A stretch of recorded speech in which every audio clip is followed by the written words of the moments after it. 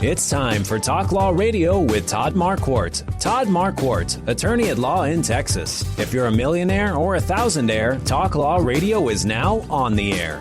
Call in with your business law question, your elder law question, veteran aid, Medicaid, build a business to get paid. 210-308-8867. Or ask a question online at marquardtlawfirm.com. That's MARQUARDT lawfirm.com. And now it's Talk Law Radio with Todd Marquardt.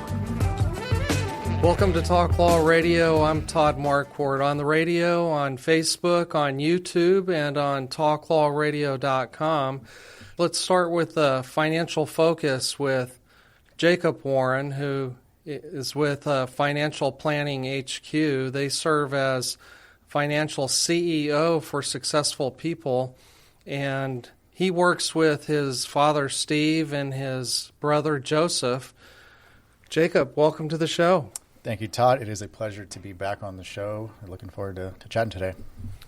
So for families and business owners who are already working with a financial planner, what are some non-negotiable deliverables they should be receiving?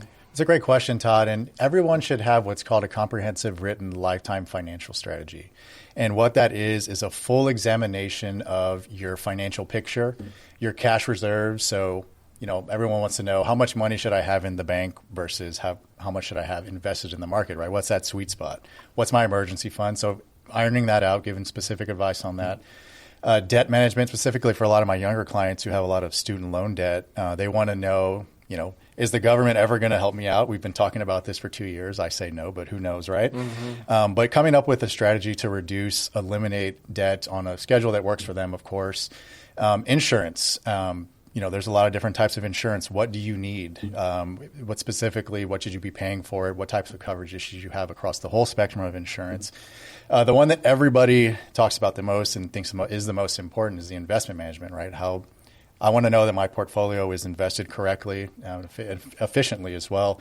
And specifically for business owners, especially now we're in March, we're almost in tax month, right? Right. So planning out tax projections and coming up with strategies to reduce your taxes and keep a lot of your money away from the IRS, which of course everybody loves to do that, right? They do. That sounds like an ideal relationship with an advisor. What do most relationships look like between an advisor and their client? So there's really two, and I can speak, I guess the whole business, Financial Planning HQ, we have a unique perspective on this because we used to operate in those worlds where we were first basically life insurance salesmen. We worked for a big life insurance company, mm-hmm. and the idea there was everybody that walks in, get them at least a term policy, you're selling life insurance. And that is one business model. The other one is the AUM or assets under management business model, where essentially what you do is you gather assets and you charge typically 1 to 1.5% fee to manage those assets, do a good job for your clients. Those are the two typical ways and relationships that advisors have with clients. And we decided to get away from that a few years back and do our own thing. Being a fully independent registered investment advisor, we just do flat fee, and we've kind of eliminated any kind of conflict of interest that can occur with, I don't have to sell you a product to make money, right? Right. And my clients know exactly what they're paying me because it's just a flat fee. In dollars and cents. In dollars and cents. I always ask them when I'm meeting with somebody, hey, how much are you paying your financial advisor? And I've run into one person in my career that can tell me exactly how much, super analytical engineer type fellow, but right. He knew exactly how much he was paying, but most people don't, and it's understandable because it's complicated. Right. It's very complicated, and that's why we've eliminated that. We don't offer any products or anything like that, so we can give very, very specific advice that is in your best interest because we're not swayed one way or the other. What does a client relationship look like with Financial Planning HQ and you and Steve and Joseph? It all starts with a document that is called the Financial Roadmap.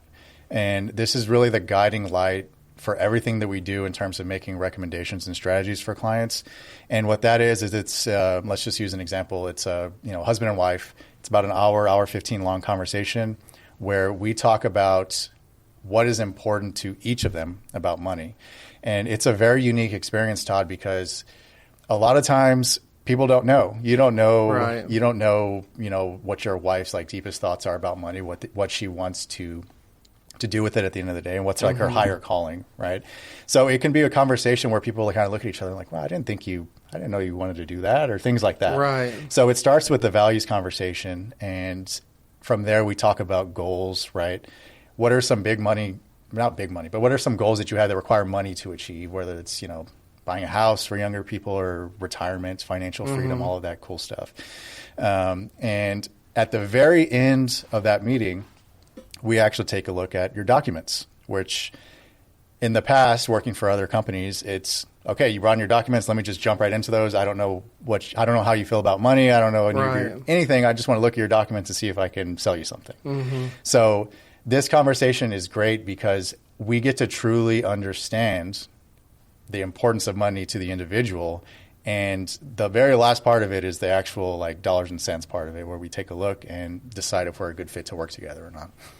I think that most advisors just assume that people want to retire when they're 65 or 70, and maybe that's not the case. It's not the case. And actually recently, and people that I've been talking to, it's like 50. It's early. They want to retire. They want to figure out how they can work really, really hard while they're younger and then retire early.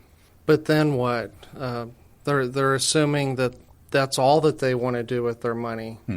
How can I get you to retirement at that specific age? But you're talking about other financial goals. Right. Yes. There's many different things that come up when we talk about goals. And it's very, very fun. I'm actually thinking back to a client that I met probably about 5 years ago where they wanted to purchase an RV when they retired.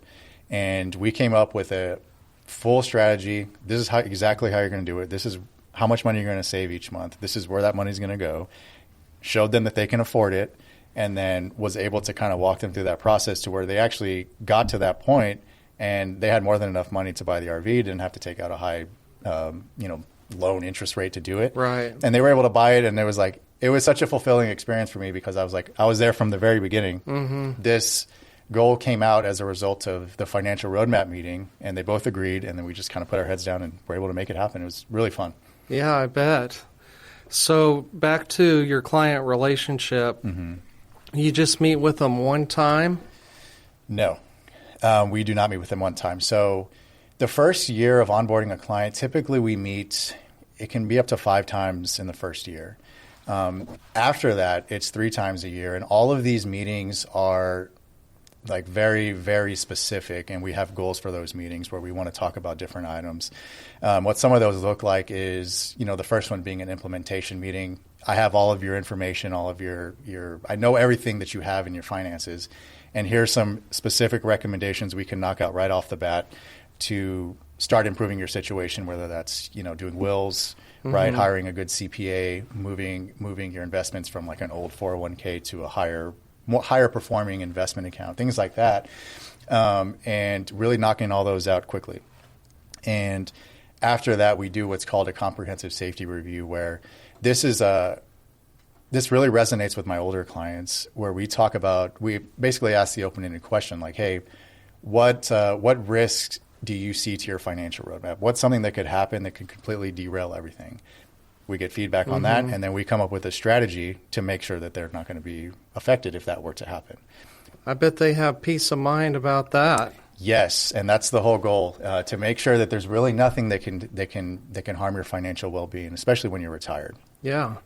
Do you have any resources for our listeners today?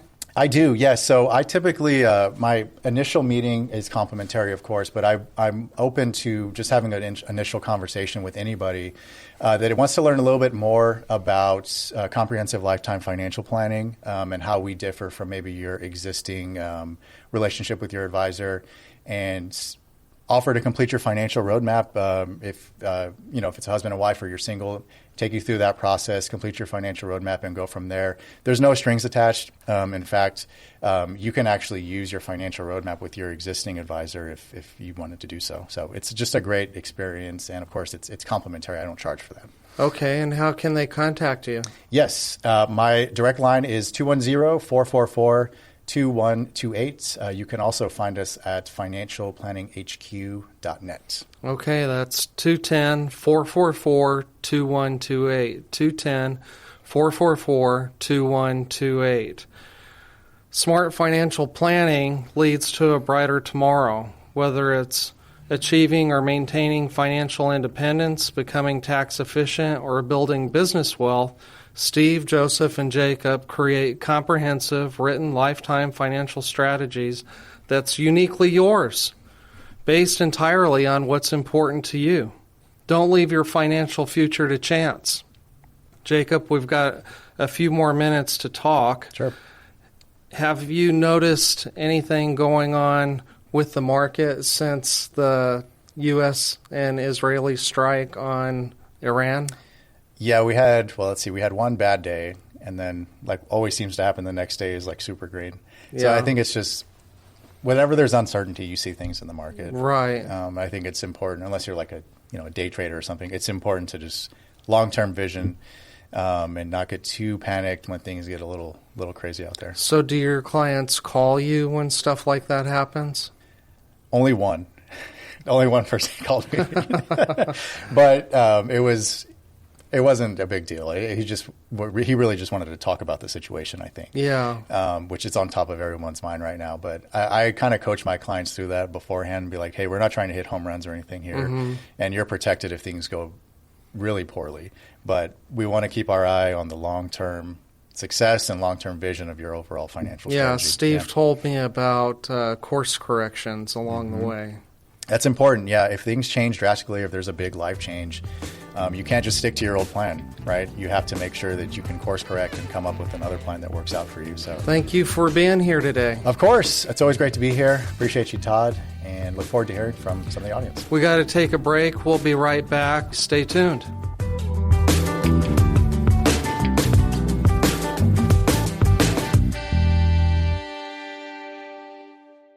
Are you confident about your financial future? What if you had a clear financial roadmap and a team holding you accountable to make the best financial decisions no matter what? At Financial Planning HQ, Steve and his sons, Joseph and Jacob, have been helping San Antonio families since 1987 with inspiring, intelligent financial strategies. Whether it's achieving or maintaining financial independence, becoming more tax efficient, or building business wealth, we create a comprehensive, written lifetime financial strategy that's uniquely yours, based entirely on what's important to you. Don't leave your financial future to chance. Call Financial Planning HQ today at 210-685-2722. That's 210-685-2722. And take the first step towards financial clarity. That's Financial Planning HQ, inspiring financial strategies for San Antonio. Remember, 210-685-2722.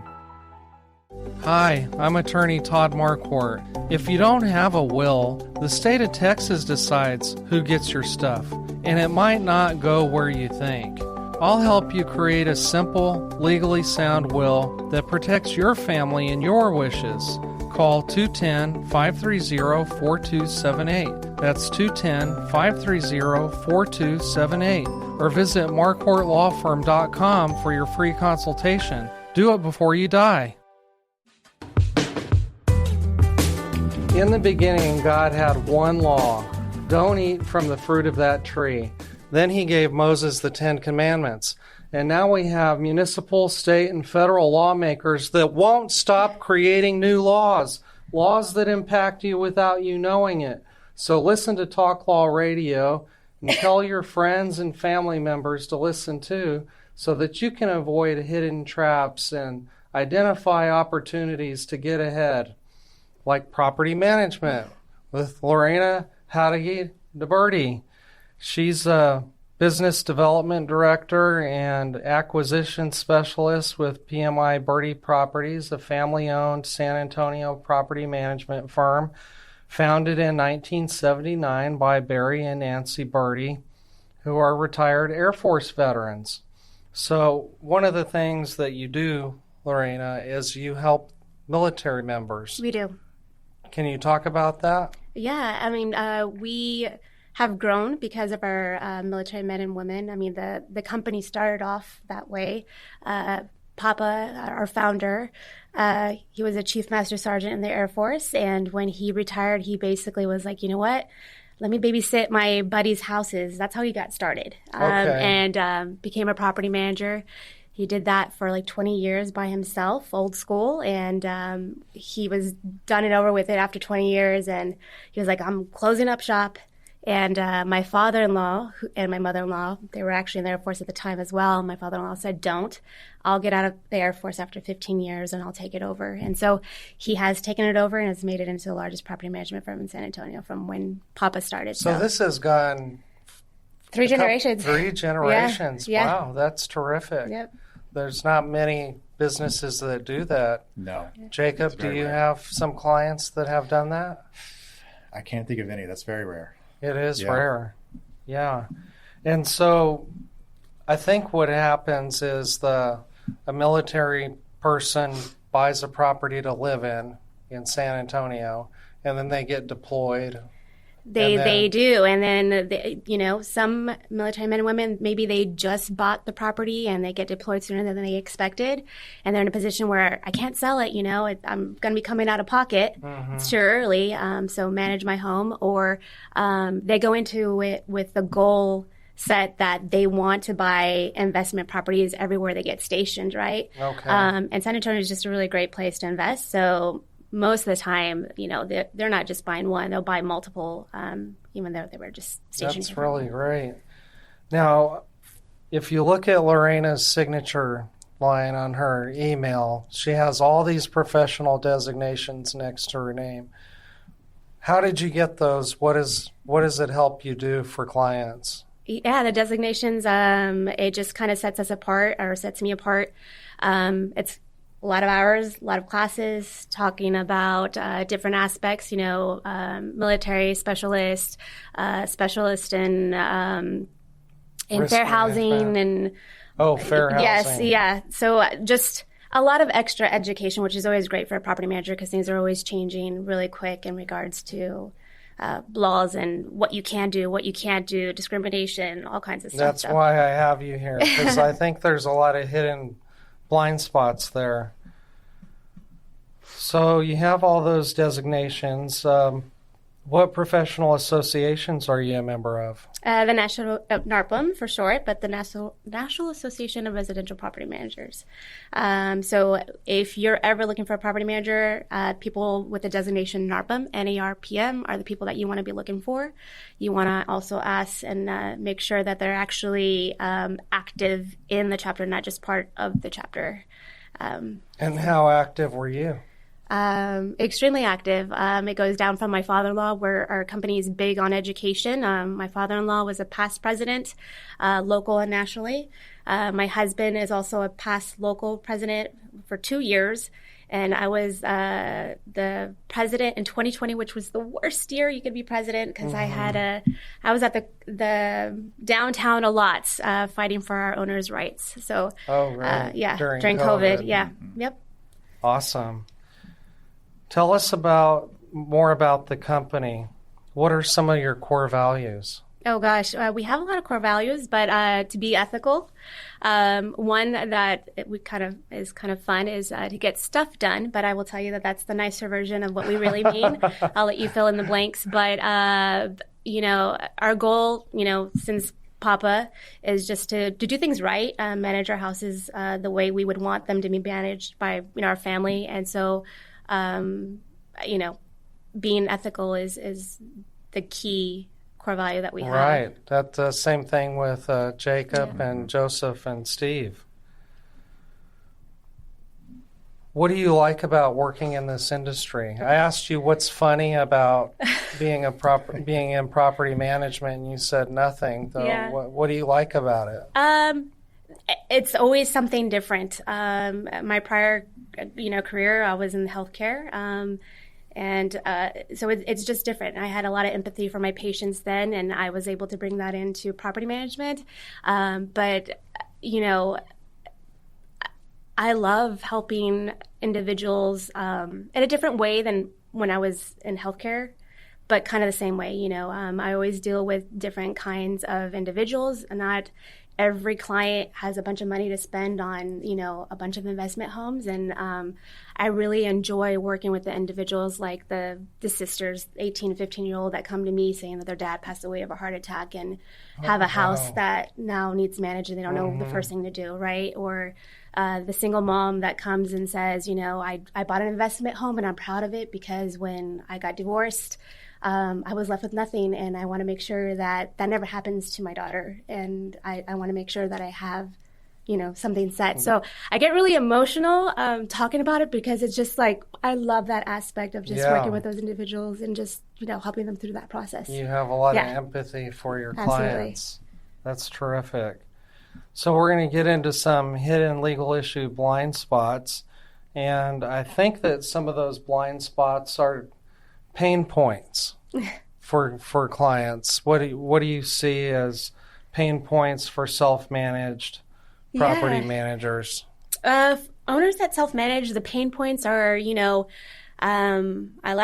let my tenant off the hook, paying late once, and then it just became routine, right? So not making payments on time, not making them at all anymore, maintenance issues. Either they're feeling like they're getting taken advantage by tenants putting in too many maintenance requests or not even calling in for anything. So by the time they go into their house, it's destroyed. Having the tenants bring in other tenants that come in, and so now there's multiple families living in the home and not really knowing what the heck is going on with their house anymore. So there's a lot of pain points when it comes to property management. I can imagine. I had one client that managed her own properties, and she said if somebody didn't pay the rent, she would go there right away. And she said, "Give me something. If you're not going to pay your rent, give me something. Give me your watch. Give me your TV." Shake them down. Right? I wouldn't want to do that. I wouldn't. Not in this time of. No. That might end up in an injury somewhere. Yeah, absolutely. So, what services can PMI Birdy Property Management provide that an individual can't do himself? Oh. It's expertise that we have, right? Anyone can find a tenant. Anyone can find someone off the streets to live in their house. But we have dedicated individuals that specialize in different things, and a bunch of software that we have, and partnerships that we have that we can utilize to help them find the best quality tenants and really manage their house right. And so we focus on that. I mean, our team works a lot differently than most property managers. We're a very large group specializing in different aspects of managing all our portfolios. However, some of them are cross-trained. So we have dedicated people just doing the aspects of screening our tenants, right? It's not as easy as just going on Craigslist or Facebook and finding a tenant. And, we have the software. We have our tricks too, because right now in this time of age where there's AI is really popular, right? People falsify documents galore. Really? Bank statements get falsified. You could go on Facebook and on Marketplace, you'll see people posting, what do you need? Here's a package for landlord history really? Bank statement, $99, So we know our tricks, how to find that kind of stuff when they falsify that stuff. And so we do a really good screening process with the tenants. Yeah, well, that's a game changer right there, because if you can find the good one to begin with, and you don't have all the problems of non-payment, of destroying the house, of claiming everything's broken. That's the hopes, right? But, tenants can surprise you. They can look great on paper, and then life happens, right? A spouse passes away, your child gets sick, and now priorities, not paying Right. rent, right? And so there's a lot of things that happen, and we have, like I said, a lot of partnerships that we can help them with that kind of stuff. We also do semi-annual reviews, so we're going into the property. So owners that try to self-manage their house and they don't live in town, when's the last time they've gone to the house, right? 2 years, a year, even just months can destroy the property. So we do go out to the home. And So that's a good client for you, somebody who lives somewhere else and has Absolutely. a property here, because you can be their eyes and ears and Absolutely. get everything done. Yep. Okay, well, we've got to take another break, but just reminding you, this is Talk Law Radio with Lorena Jáuregui de Birdy and Jacob Warren. Jacob, what do you think about self-managing the property in 30 seconds?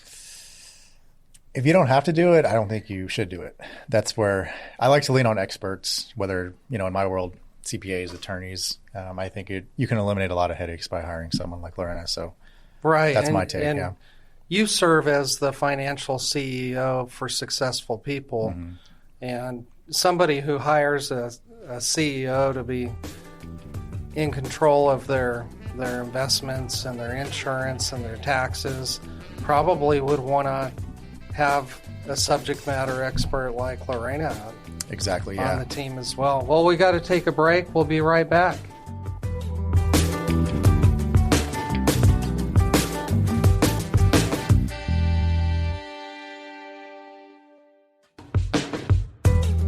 Welcome back to Talk Law Radio. I'm Todd Marquardt, on the radio, on Facebook Live, on YouTube, and on talklawradio.com. Go to Talk Law Radio's channel on YouTube. All you have to do is go to your YouTube app on your phone and click the little magnifying glass and type in Talk Law Radio, and then look for the Lady Justice logo in the red, white, and blue colors. Then click subscribe and join the fun, because then you can watch these episodes in bite-sized segments of 10 to 14 minutes apiece. You can even watch shorter videos that are a minute or so, and then you can share them with your friend and let your friends know how knowledgeable about the law you are. We're talking with Lorena Jáuregui de Birdy and Jacob Warren with Financial Planning HQ about property management.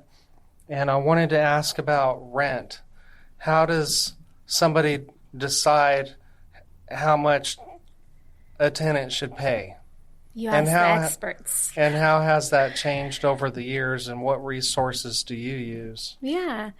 So you definitely want to ask someone like us. Oh my gosh, I can't speak today. So, we have access as realtors to MLS, which is the multiple listing service. This is where all the data is stored when people sell their houses, when they rent their houses. And so when we go in there after we've reviewed the property, we're looking at not just what has rented in the area. Hey, it's a 4-bedroom, mine's a 4-bedroom, I should get the same amount. But we're looking at the condition of the property, upgrades, lack of upgrades, especially in these older neighborhoods, right, where it's not cookie cutter. They're not all the same, right? You could have a neighbor that got, $2,000, and you're not going to get $2,000 or what you're anticipating getting because your house hasn't been updated like theirs, or vice versa, right? So we really look at the condition and the market at that time. The market has changed. During COVID, it was slow, and then after COVID, it was like everyone was ready to move out of where they were living, right? And so prices hiked up. We were renting houses ridiculously priced, like $200, $400 more than what they should. The market used to say it should rent for.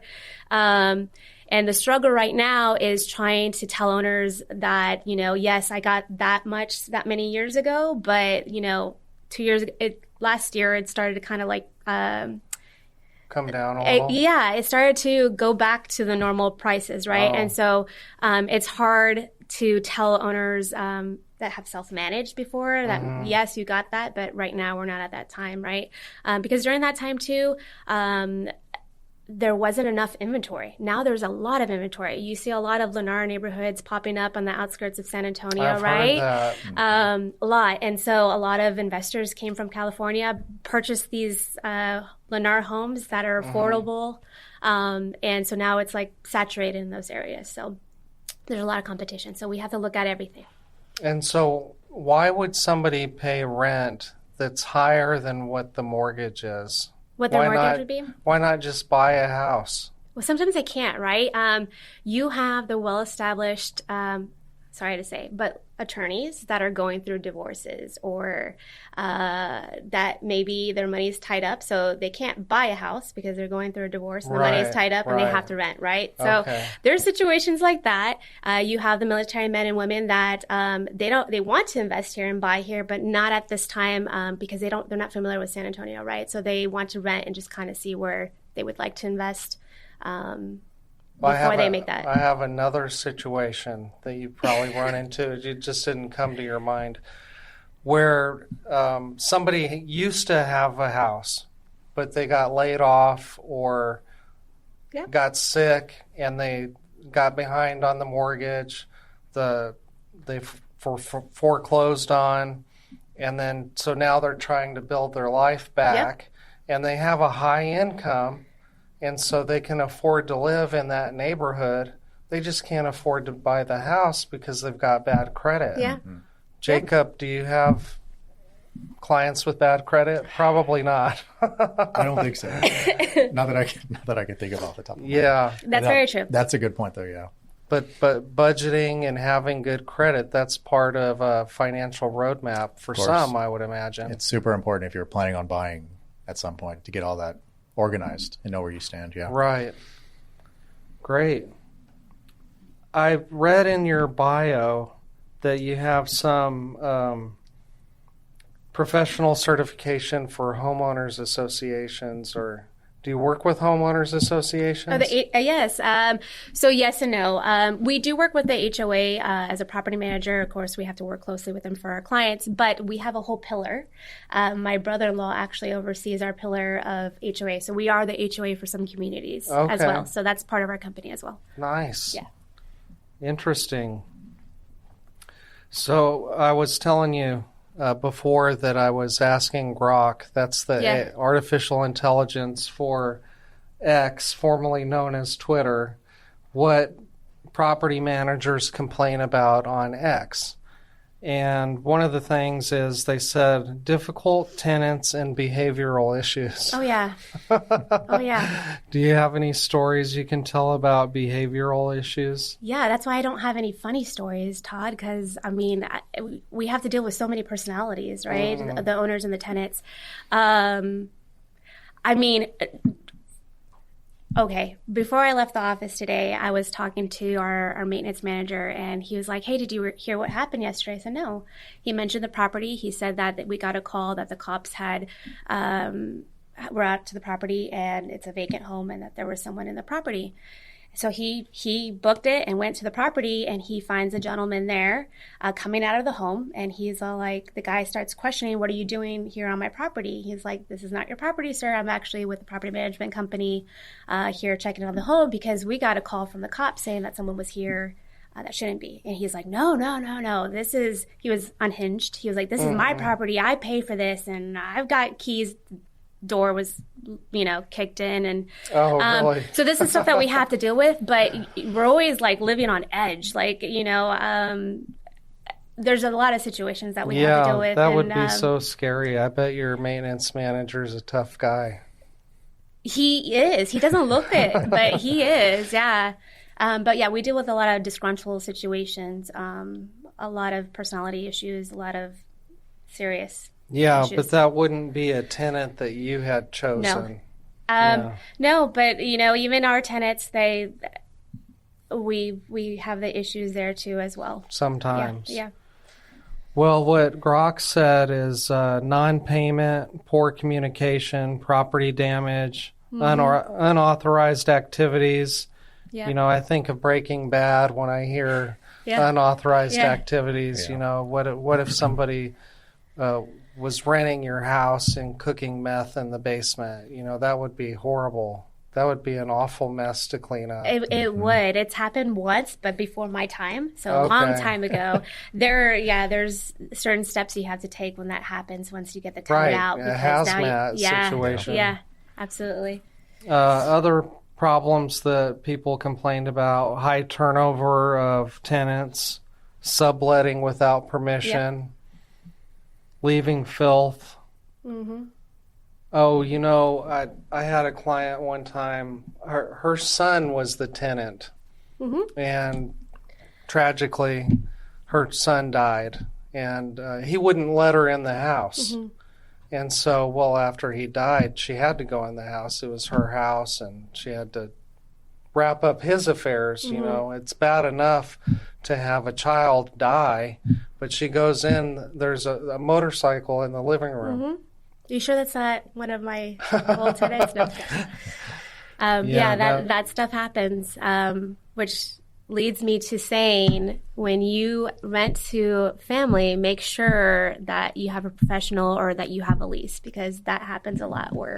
As an estate planning attorney, we usually discourage our clients from doing that. Yeah, don't mix. Or lending money to the family. Seems like it never ends well. Right. Yeah. Because the Bible says that the debtor is slave to the lender. So you don't want to get into that. True. Another thing that people complain about on X, formerly known as Twitter, is maintenance and repair headaches. Unexpected or frequent repairs, especially spikes or inherited problems from prior mismanagement. Increased winter maintenance calls for the heater, plumbing, other issues pile up that require immediate attention. So do you ever have one of these self-managed people come to you and just beg you for help? Like, help me get this situation cleaned up. All day, every day. Because I hate the way that it's going. Yes, all the time. And so how do you get started? Well, by listening, right? I need to get a better idea of the situation. And sometimes I don't get the big picture of everything. I get snips of it on the owner's side, right? So, but it's asking questions. A lot of the questions come from the experience that I've had in the past. I think when I was younger, I'd be like, oh, okay, yeah, we can fix it. And now I'm just kind of like, we can fix it, but this is what's going to happen. And I don't really want to go down that path, or, the cost of repairs and cleanup and hiring contractors. Yeah, but we take care of all that. We have our own maintenance company. So they work like a general contractor. So we have a multitude of vendors that we can dispatch at any time. We have, when we can't evict them in-house, if it's, because usually I get calls from owners that self-manage that are in a position where the tenant's not paying, right? And they need our help to evict the tenant. We can do that in-house if it's for non-payment of rent. But if an attorney gets involved, or if it's something other than non-payment of rent, that's when we get the attorneys involved or advise them to. The first jury trial I won was an eviction. Really? Yeah. It was some little town on the way to Austin. I don't even remember. It was so long ago. I'll finish this story after the break. We got to take a break. Stay tuned.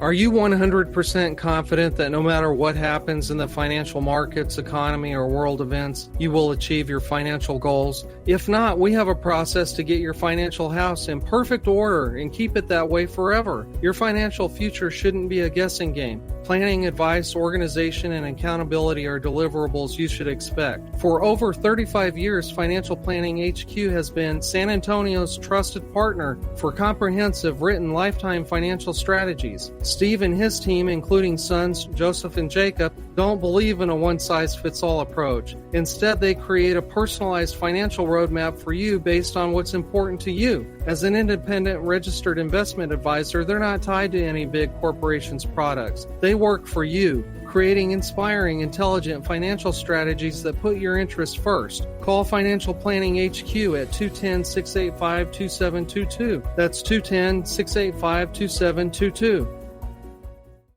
Hi, I'm attorney Todd Marquardt. If you don't have a will, the state of Texas decides who gets your stuff, and it might not go where you think. I'll help you create a simple, legally sound will that protects your family and your wishes.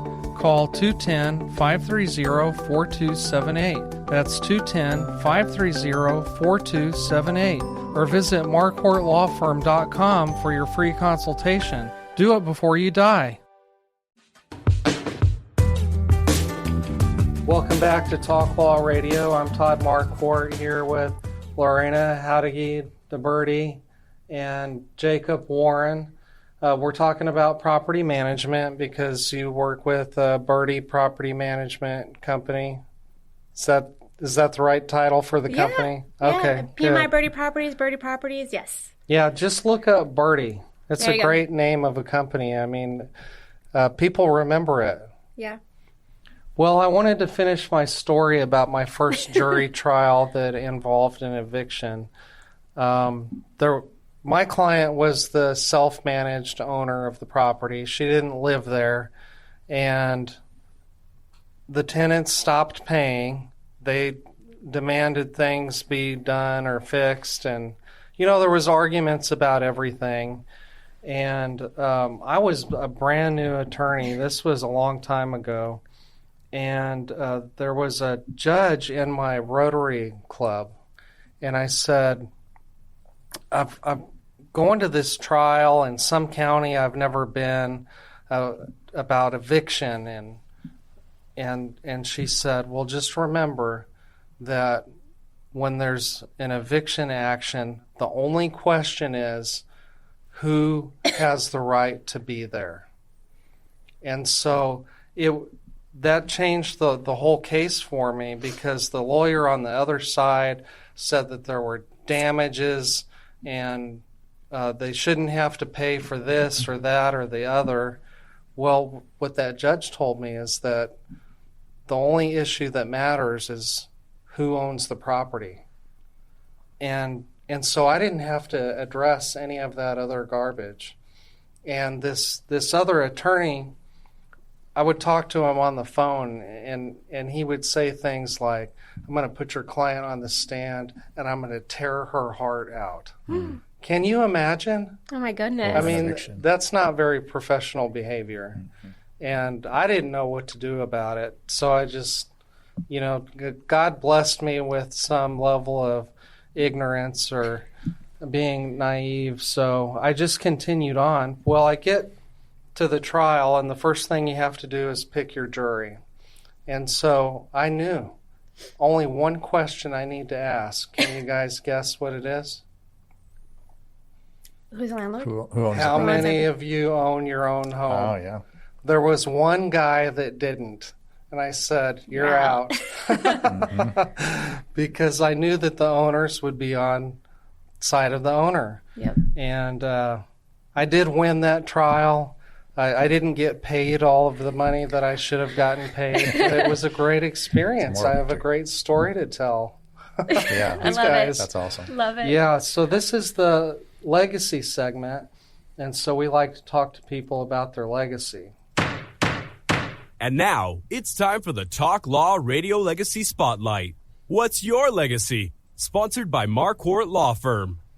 Okay, so you guys know Marquardt Law Firm sponsors the show, and Marquardt Law Firm focuses on business and estate law, including last wills, living trusts, and tax-protected inheritance plans. It's all about legacy. Yeah. And so I like to put people on the hot seat and ask, what does legacy mean to you, Jacob? So for myself, so the listeners know I'm a part of a family business, right? I work with my dad, Steve, and my brother, Joseph. And I think when Todd mentioned to me like a minute ago that he was going to ask me about legacy, I thought about when I started to work for my dad and how cool that is that we get to work together every day.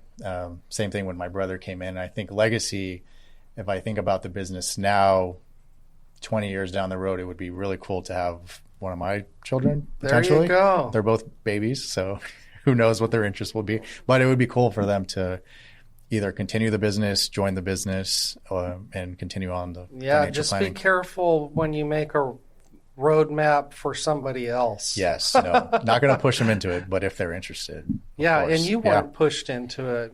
No, not at all. That's so cool. It was very much like you said. It was like, see if you're interested in this. Yeah. And it turns out I was, so here I am. Great. Mm-hmm. Okay, Lorena, what does legacy mean to you? It could be your family. It could be the business. You can give us as much personal detail as you want. Could be your impact on the community. I wish I could say the same thing as Jacob, because that's where my mind went, is like legacy and keeping the legacy of Birdy Properties and Papa. But my kids don't want anything to do with property management, so I don't see that getting into the business there. But I think legacy to me is just like the reputation that I leave for, Birdy Properties, my children. I want them to remember, that I care deeply about what I did, even though it's property management, and for the community, and just hope my kids remember that aspect of just... Yeah. Well, think about all those success stories, when you were talking about the divorced woman and she wanted to make an impact on her kids. That began with you. Yeah. So that's really cool. So what I wanted to bring to this conversation is I have some clients who really enjoy having a lot of properties. When they get one, then they want another one, and then they want another one. And when you start acquiring assets, that's when I think you have a real responsibility to be a good steward of the resources that God gave you, and to take care of it and make sure that you don't lose it due to frivolous lawsuits and things like that. So I like to help them protect assets using estate and business planning techniques. And so if anybody's interested in what that means, we can have a 15-minute phone call. You just call 210-530-4278. Call Marquardt Law Firm at 210-530-4278. And you can learn about how you can get started limiting your liability and protecting your assets. See, the state of Texas protects some of our assets for us.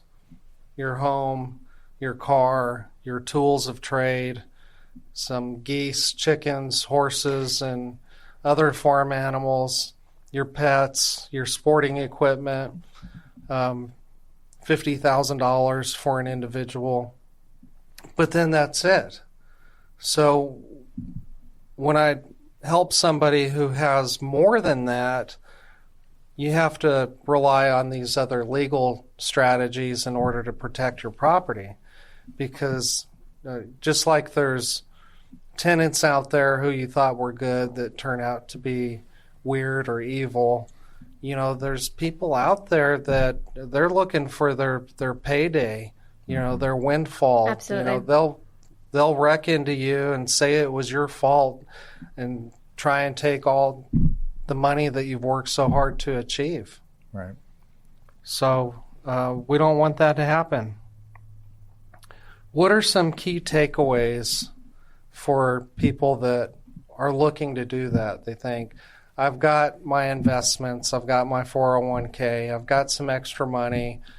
They probably heard Lifestyles Unlimited on the radio, and they want the passive income and the good life. So what should they know? I would say it would be important for them to, before they even purchase anything, to speak to individuals like you guys, property managers as well, and make sure that they really know the full aspect of what they're getting themselves into, because so many people just purchase investment homes and run with it until it's too late, and they're calling me, and then I'm calling you, hey, let's, put him, create an LLC, put him in a trust, do this. So it's important to do the research before you just kind of get into it. I met a realtor the other day, and he said that he's been helping investors, new investors. And he said there are some realtors they don't care whether the house is a good deal or not. No. They just want the commission. But Absolutely. he said, if I did that, I wouldn't get repeat business. And so he gives a little coaching, and he said he had this one client, she really loved the house. And he said, it's not a good deal. You're not going to make any money on it. And she said, but I really like it. And he said, well, if you're going to do it for investing, you have to do it for the right reason. Right. What do you think, Jacob? What are some key takeaways here? Yeah, I think what you said, if it's a pure investment, you really want to make sure that you have the numbers like dialed in to make sure that you are actually going to make money on the deal, and try to leave like the emotional aspect of the home and all that stuff. Like, I really love the home, but if you're going to end up losing money, you want to make sure that you're running those numbers and making sure that it's truly a good deal, not just looks good. Right. That makes sense. Yeah. My dad always said, buy low and sell high. Yes. That's Don't buy that's my job. high. Yeah. He said you would make your money when you bought the property. Right. Well, for me, he was talking about baseball cards. When you go to the baseball card show, make sure you buy low. All right. Well, we've been talking about property management. If you're curious about this, please call Lorena Jáuregui de Birdy. How can they reach you? They can call me directly at 210-833-9104, or check us out on www.birdy.com. That's BIRDY.com. Such a cool name. Reminds me of Tweety Bird. Thank you for listening to Talk Law Radio. If you're interested in some legal topic that's causing you problems or that you don't understand fully, email me at host@talklawradio.com. That's HOST@talklawradio.com. I'm always looking for hidden legal issue blind spots, because if it's your question, somebody else is going to have a question about that same thing. I'm Todd Marquardt. Thank you guys for joining me. Thank you. It's been awesome. I had a blast. I had fun. Yeah. I'll talk to you later.